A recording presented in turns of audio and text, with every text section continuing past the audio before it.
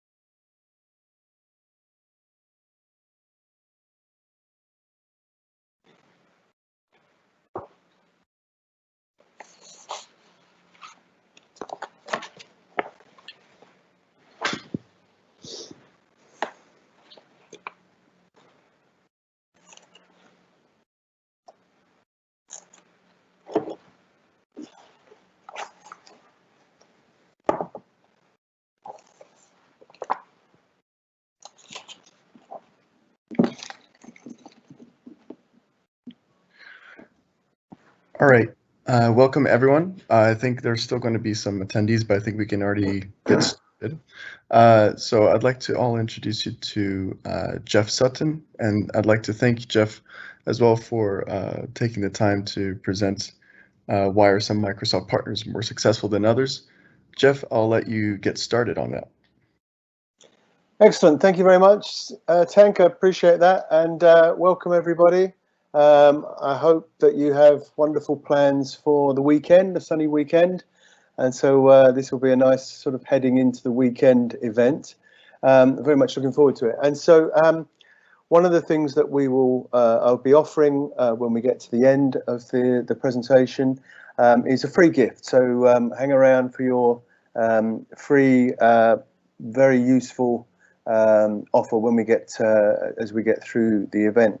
So the question is, why are some Microsoft partners more successful than others? And so we'll be addressing that as we go through. Just a little introduction. So my name is Jeff Sutton. I'm the chief exec of MakeMarketingMagic here in the UK. Just a little background. I was a journalist for many years, worked for the Daily Mail, Daily Mirror, Sunday Express. Today I was a reporter and news editor, and then I joined the internet in the very early days. So when it first started, I joined Microsoft and ran MSN in the UK and then internationally, and I was there for a very long time. I've got a lot of good friends and contacts at Microsoft, so I'm delighted to be here in a Microsoft event and also with Microsoft partners. One of the things that I've always found is I am absolutely fascinated by how businesses grow, like what makes some successful and others not so successful. You can take two almost identical businesses and yeah, they'll go on very different trajectories, and it's there's a lot of reasons why that can be, and hopefully we can pinpoint some of them here today and go into that. So MakeMarketingMagic as a company, the Microsoft connections continue. So it was founded about 10 years ago in Amsterdam by a couple of old Microsoft colleagues of mine who set up MakeMarketingMagic in the Netherlands. And then as they expanded and came here to UK, Ireland, is when I got involved. And the whole goal of MakeMarketingMagic is to really help small and medium businesses to have a level playing field. All the big guys, the big enterprises have huge marketing budgets, huge amounts of resource, and it can be very hard for a smaller company to compete in that space and to be able to get their profile up to target the right potential clients. And so what we offer is a very effective and proven method, great technology, and we bring marketing, advertising, and journalistic experts together to sort of act as your marketing team. And we've been pretty successful with that as we've grown more than 1,000 customers, many Microsoft partners, and I'll talk a bit more about that as we go through, but also other technology companies. We do have non-technology partners and non-Microsoft, but mostly we're in the tech and space and working with those partners. And so, and what we've developed is sort of, as I say, marketing as a service that really helps to drive growth for smaller companies. So what we're here today to talk about is why are some companies more successful than others? It's a simple question, and obviously it's a very, very difficult one to answer. The straightforward answer is that the successful ones do things on a very consistent basis. They keep doing the right thing consistently. They don't sort of fluctuate, they don't stop, they don't leave things. They keep doing the right things on a very consistent week in, week out basis. The ones that don't and are successful, by and large, have just got lucky, is what we would see. And that's not how it works. So the best thing is to find that consistency and to follow the right method. What we've done is developed the 7 steps as we see them of business-to-business marketing and sales. And I'll just quickly run through all those 7 steps so you can see and think about where you fit in that and how you're addressing each of these 7 steps. They all flow together. The first one is your business goals. So be very clear about your business goals. Take time to develop them, both short, mid-term, long-term, and keep measuring yourself against them. Understand how to get to those business goals, adjust as you go along, but see that sort of end game in mind and keep developing and never lose sight of what you're trying to achieve. The second thing is the target audience, and we all know, particularly when you're trying to grow and trying to build, that in a sense any customer is a good customer. But over time that proves to be not the case. We're very clear that not everyone should be your customer, and that you should find the right target audience for your business, the people you like working with, the people that you can help resolve their problems and fix their challenges, the companies that will benefit properly from what you offer. And what you tend to find, and I've seen this a lot, is where you're taking any customer that comes along, the ones that aren't the right fit, the ones that aren't in that right target audience, tend to become very difficult to service. It becomes hard on both sides, and it becomes the opposite of a win-win situation. There's a lot of frustration that sort of develops over time. So it's always best to be really clear on that target audience that matches who you can do business with and who you can service well. And key to that as well is the value proposition. So step 3 is really developing a value proposition that differentiates you against your competition, against other businesses in your sector, where you can you can really focus on solving the problems of your customers and delivering a really good proposition that helps them, that makes them. It's not about what you can do, it's much more about, are you solving the problems for your customers? And we'll talk a bit more about value proposition as we go through. Step 4 is understanding the right channels. Where are your customers? Where are they engaging? Where are they reading? Where are they watching? It may be that they're interested in magazines or TV. Increasingly, we're seeing the focus around digital and digital marketing. I think one of the big sort of leaps, if you like, over the last 12 months through the pandemic has been this clear understanding that digital marketing and the digital landscape is vital for any business to engage in, and that's where a lot of your customers will be. It's I would say before the pandemic, people sort of knew that digital marketing was important, and now but they were thinking about it and trying to figure out what to do. And now everyone's really got the message that this is where they need to play. But you need to understand where your customers are looking and what channels they're in. Step 5 is around content and distribution, and the content really needs to be relevant to your target audience. It should be very much about what are the challenges they're facing, how can you fix the challenges that they're facing.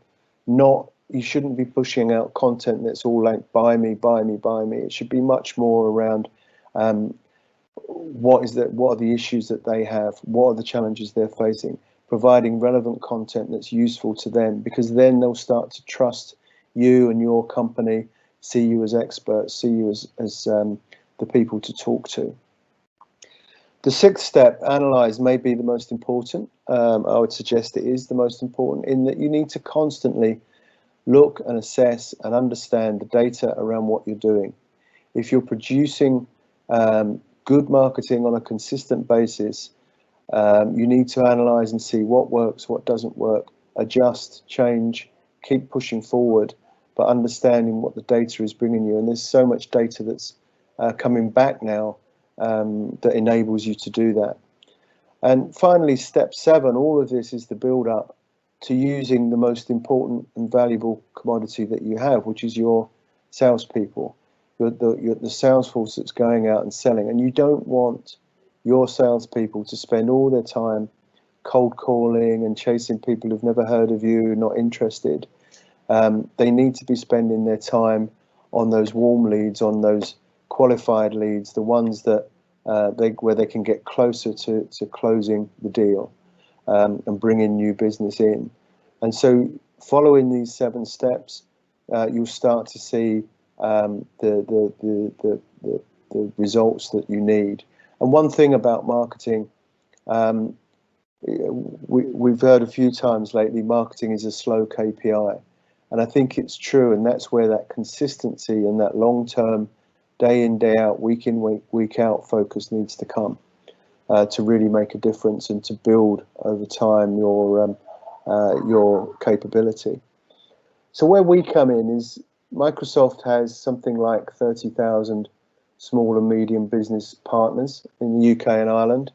I think it's more than 30,000. So clearly, as a company, they can't do that one-to-one support that they can do for their massive enterprise customers. And so companies like ourselves work with Microsoft to help provide the guidance and provide the programs to enable you to level that playing field. So we work very closely with Microsoft across Western Europe, across the UK, to help get that support out to the partners like yourselves. And with that, in the past 12 months, we've assessed the digital marketing maturity of literally hundreds. I think it's actually now over 1,100 Microsoft partners around Europe. And so with the online presence assessment, which I'm going to show you now, we've sort of dug deep into all these hundreds of partners, and it's given us a very good understanding of where Microsoft partners overall and individually are in the way that they're working with their digital marketing. So the online presence assessment, and you'll hear more about it as we go through, and you can get your own online presence assessment for your website, your online presence when we get through this. But basically we take over 200 different data points and assess your web presence. We then use human oversight to look in and have a look at what's happening and compile the report. And the report is really valuable because it goes into the 6 main areas: proposition, targeting, website, content, search, and lead generation. And what's really cool is it benchmarks against all those other Microsoft partners. So you can see very clearly how you're doing against your peers and your competitors. and where the gaps are and where there are areas to improve.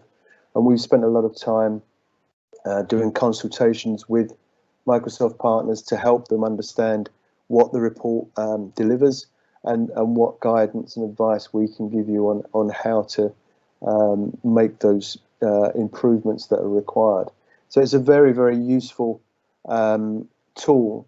And with that, as we've looked overall, we've seen a number of key learnings, many of which have been, I would say, a big surprise to us, but are very, very consistent across so many of our partners. The first one, and it will sort of upset people, I'm sure, is almost no one generates leads from their social channels and LinkedIn. And I'm sure, like myself, you're all spending a lot of time on LinkedIn in particular, and using LinkedIn to generate leads and to try and push the business. And what we're seeing is that actually no one's making much success of that. And you can go and look at your competitors and see what they're doing, and actually very few will be doing successful lead generation from their social channels, but a lot of resources going in there.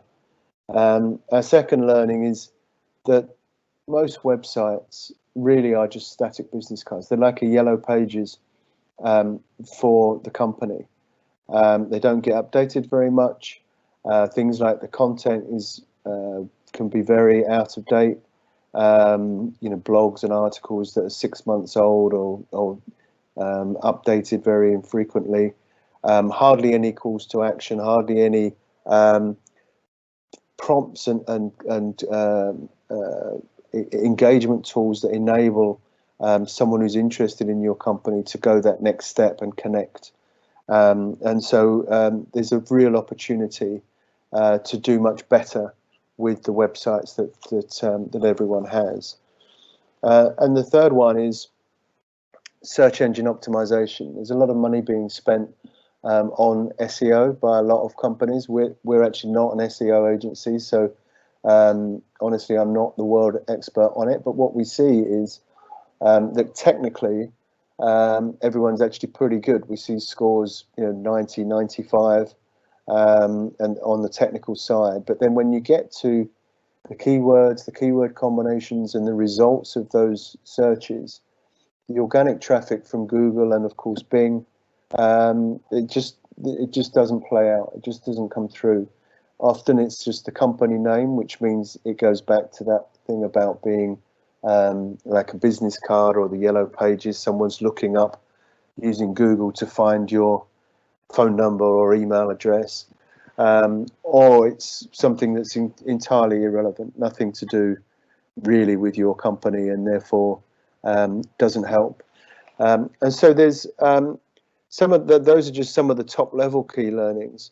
But what we should do is go into how to win. What are the areas that we've seen through all of these hundreds of assessments to help you actually go and be successful? So the first one is be very clear about your value proposition. Spend time on it, work on it.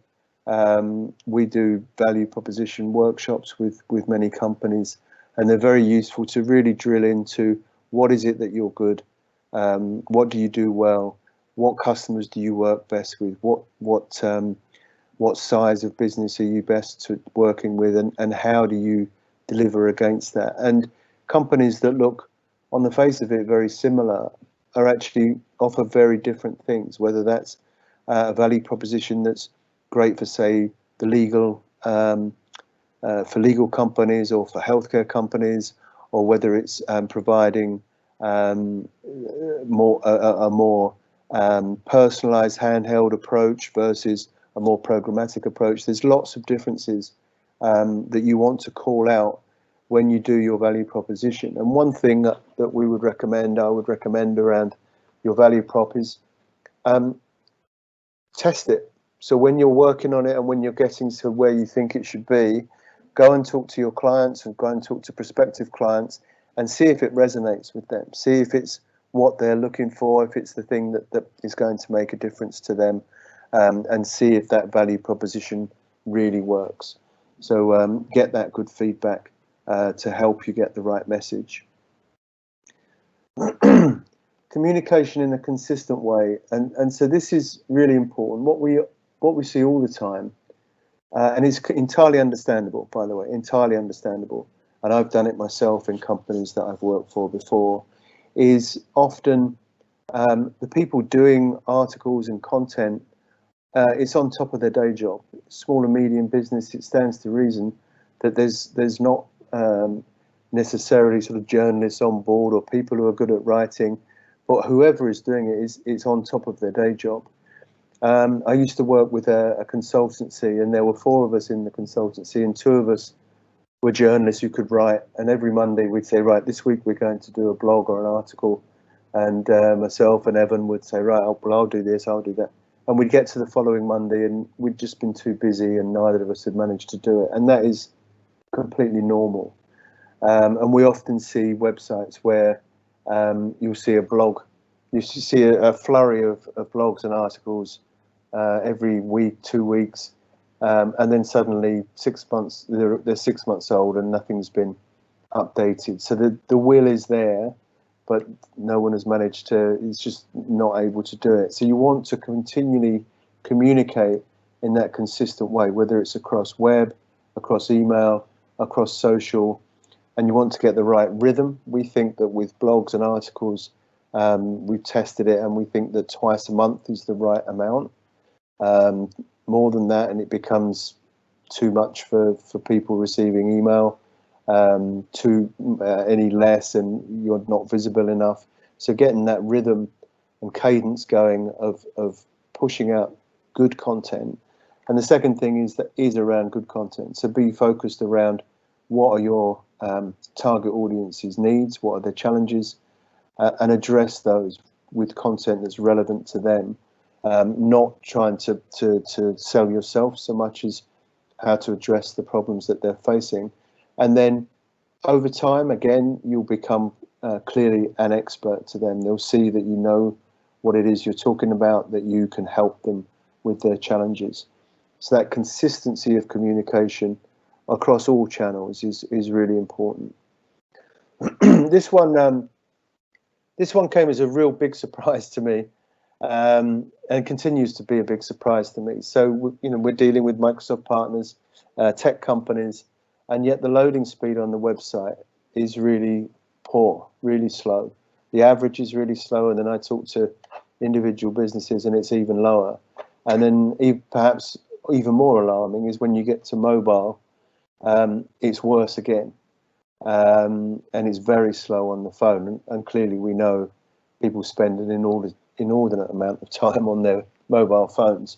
And there's 2 problems with that loading speed. One is the obvious one, that if it's too slow, people will just go elsewhere. It's one click away to find your competitor. And if they get fed up waiting for things to load, they'll just be gone. But the second one is that loading speed is one of the factors that helps your Google and Bing ranking. So if you've got slow loading speed, that will hit you on the SEO and you'll drop down the rankings. So there's a sort of and that obviously, if you're spending money on SEO as well, then you're essentially wasting money. So fixing the loading speed on the website is really critical, and it's honestly it's a huge issue for so many sites. Making sure you have the right calls to action. So many websites that we see, and you've all seen them, they're like a maze. You end up clicking on things and you end up God knows where through the sort of various routes of navigation, and then there's nowhere to click to connect with your business, to download a white paper, to join a webinar. There's all sorts of calls to action that you can put in to prompt that engagement with you as a business, and you can almost not have too many of them. You want to have those calls to action anywhere, whether it's helping them to plan a meeting, having contact requests. There's you don't want people to have to search to find how to speak to you. I mean, if you think about going shopping, it's a similar sort of thing. If you go to a physical shop, physical store, and they don't have what you want, you then have to go and find the right shop to find it. Whereas if you're shopping online and one shop doesn't have the product you want, boom, you just click and go somewhere else. And it's the same thing here. So you want to have that way for people to connect with you and have those calls to action throughout your site, and make it just super easy for people. Back to search. So the keyword combinations, I think, as I said before, they're so often not relevant, and so often pretty useless and not driving enough traffic. And you should think about combinations as opposed to just keywords. People talk a lot about keywords, but the keyword combinations can be, whole sentences. It can be a set of words together, a phrase that will help to drive search traffic to you. Again, one thing to do is work on what are the right keyword combinations, and then go and talk to your clients and talk to your prospective clients. Ask them, what are they searching for? What are they looking for that led them to you or might lead them to you? And start to use those.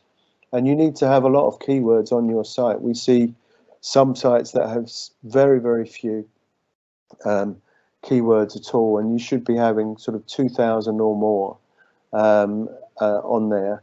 One thing that's very useful, and it's free, is the Google Keyword Planner, which is very worth. You can go in there, play with different combinations, see which ones get higher search results, and see which ones can fit to your business. This one is really important, connecting to the buyer's journey of your clients. So awareness, consideration, and purchase, the funnel that any client will go through before they buy. Google talk about see, think, do. So and there's different types of content that work and different types of engagement that work throughout that funnel.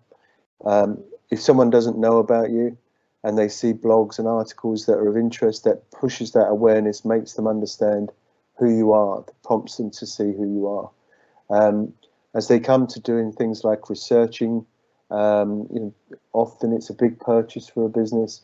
They want to know much better about who you are, what you stand for. So things like white papers are very useful, ebooks, webinars, and also you can then get details of who's the contact details when people download that information.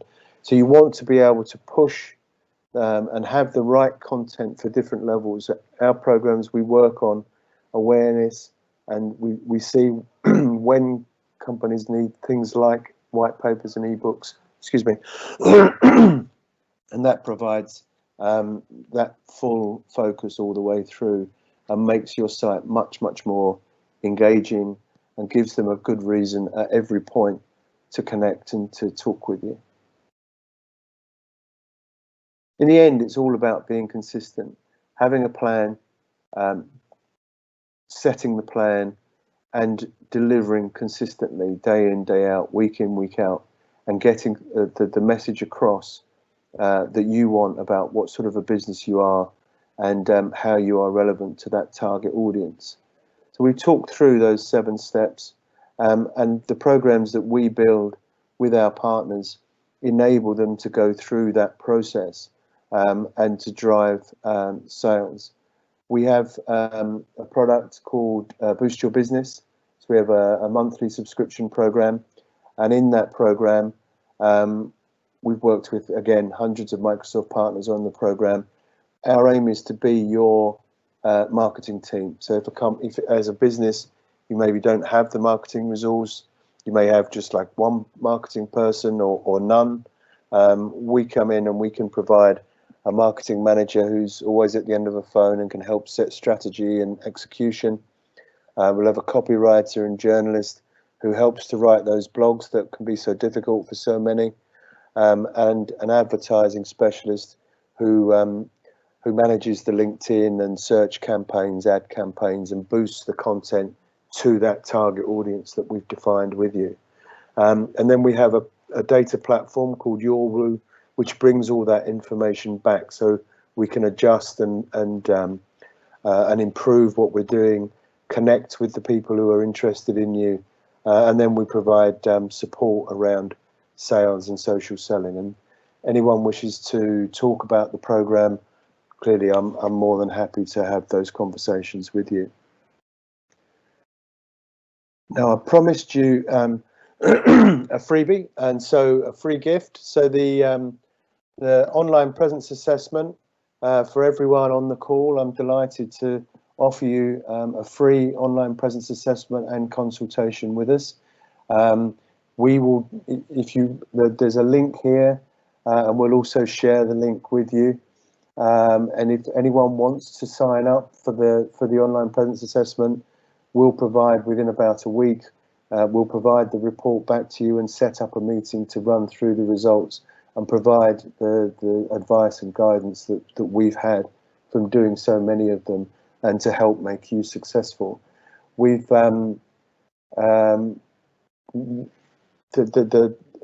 as I said, we've done hundreds of these in the past with so many partners, and we've continually improved the report, and we get great feedback from our partners on it. And honestly, I'm not just pushing it because it's our thing. I think everyone should do it because it's really super helpful.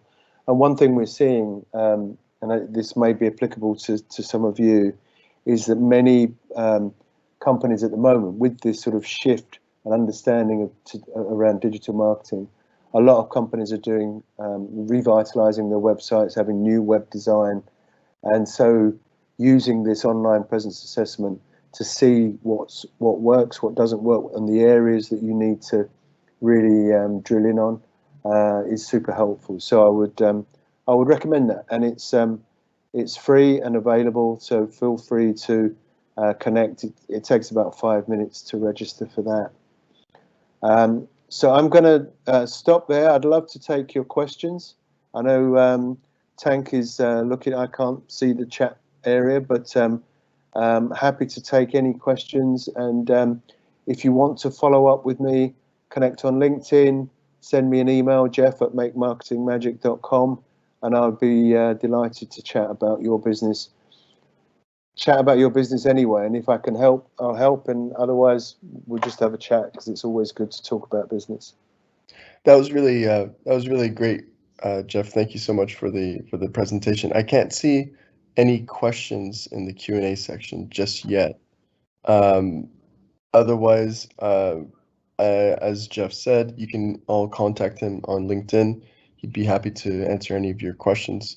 And I have shared that online presence assessment that Jeff was talking about. I've shared that in the discussions page. So if anyone would like to take note of that, please feel free to do that. So before the call ends, because afterwards I don't think you'll be able to. I don't think you'll have access to that link. So other than that, I don't see any questions coming in. So I'd like to thank you, Jeff, for taking the time to. Thank you very much. Thanks for your time. Thanks for everyone's time, and I hope you have a great weekend in the sunshine. Awesome. Thank you, everyone. Thank you. Thank you.